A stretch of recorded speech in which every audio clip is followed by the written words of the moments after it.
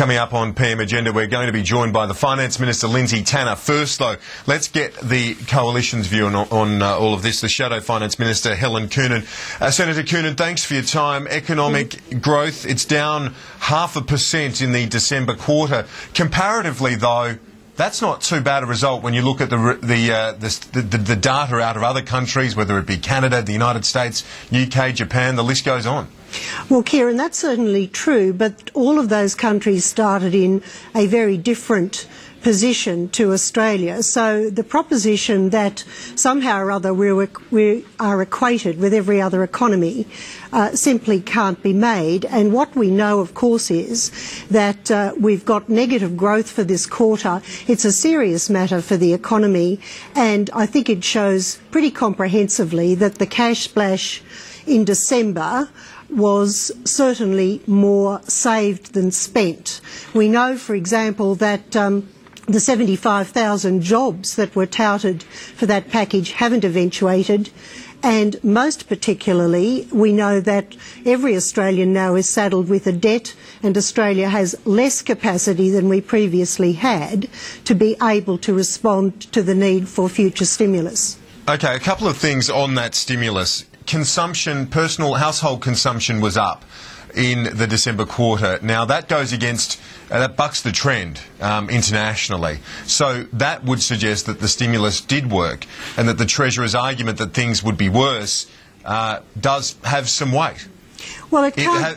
that things would be worse without the stimulus. Well, I mean, the Treasurer can't point to any figures that actually support that statement, and he's really trying to argue a negative, whereas what we do know... What about the household consumption being up, Senator, in a quarter when we've seen this synchronised global downturn? Isn't that evidence enough? What we know is that that savings have risen, that household savings have risen, and that they are at a very high level now.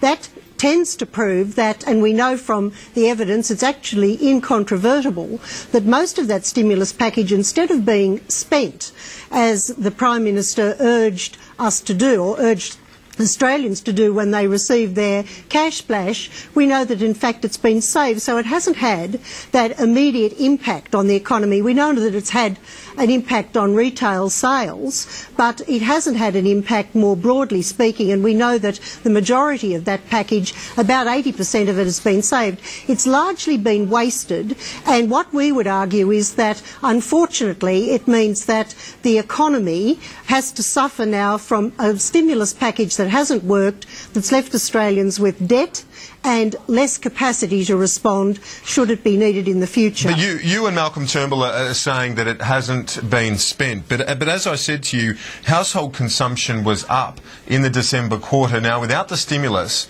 that would have been a lot less likely, and it bucked the international trend when it comes to consumption. So isn't that evidence enough that things would have been worse without that spending package? Well, no, it isn't, because there's a lot of stimulus that's actually in the economy. We know that there have been 400 basis points, for example, with the reduction in interest rates. But rate cuts take 6 to 12 months to have an impact in the economy. This is, you know, the 3 months of last year. Well, what we do know is that, unfortunately, while confidence is extremely important, the government has comprehensively mishandled how the economy has been, and they've talked down the economy earlier in the year. This is what is really important when you look at what is flowing through into the December quarter. We know that they talked up inflation. That meant that there was an increase in interest rates. We know that there were tax rises in the budget, and of course then a number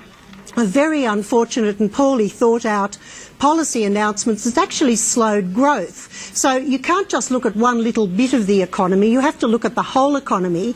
And we know now that with stimulus packages that are of the magnitude of $90 billion by the time you add them all up, that this government is really lurching along, has no clear economic strategy as to how we're going to go forward and how we're going to cope in the future with what are, of course, very severe contractions globally that are now hitting us. You referred to the stimulus being saved rather than spent, even if that is the case, and obviously the savings ratio in the most recent figures looks like savings are up substantially. But the Treasurer was making the point today, and isn't it right to suggest that if people are putting a bit of money away, that they are a step closer to consuming down the track? Well, you can't have it both ways, Kieran. What was touted for this package was two things, effectively. One, that there would be an immediate stimulus to the economy, and we know that most of it has been saved and not spent. So if it's being saved and not spent, that means that it's down the track. So you can't really have it both ways. And the critical thing that was said that this package would deliver was 75,000 jobs. Now, whatever way you look at it, it's not having that effect on jobs. I don't think the government can point to one job being created or saved out of this package. We know that, unfortunately, and this is very unfortunate, that unemployment is trending up, not down. And so we know that this stimulus package has cost Australians a lot of money, hasn't worked the way in which it was intended to, and very unfortunately has saddled future generations with the debt.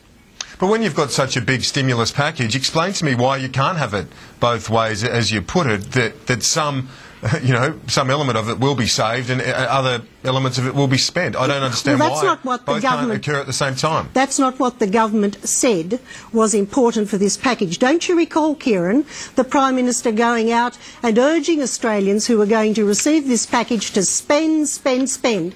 That's what the government was urging the recipients of this very large cash splash before Christmas to do, to spend it. And if they didn't spend it before Christmas, when, of course, there are a lot of calls on household budgets to spend, obviously it's being put away because Australians are not feeling confident that this government really does understand the pressures on the economy and that they have any kind of comprehensive strategy to actually get us out of it, out of the particular contraction that we're facing, and that the global economy is suffering as well. So the important thing here is look at what the government said it would do.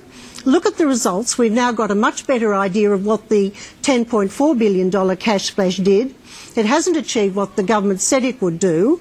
And so we really have to hope that the $42 billion, which is coming down the pipeline, will have a bit better target to it. We've always said that there needed to be a much more modest package and one that would actually do something for business, help them with cash flow and do more to increase productivity and to maintain and, in fact, create jobs. That will do more for the economy overall than short-term cash splashes.